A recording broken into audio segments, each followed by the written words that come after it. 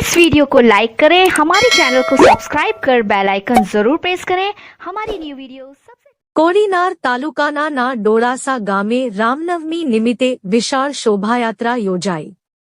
ડોળાસા કોડીનાર તાલુકાના ડોળાસા ગામે આજે રામનવમી નિમિત્તે રામજીની વિશાળ શોભાયાત્રા ગામના મુખ્ય માર્ગો પરથી પસાર થઈ હતી।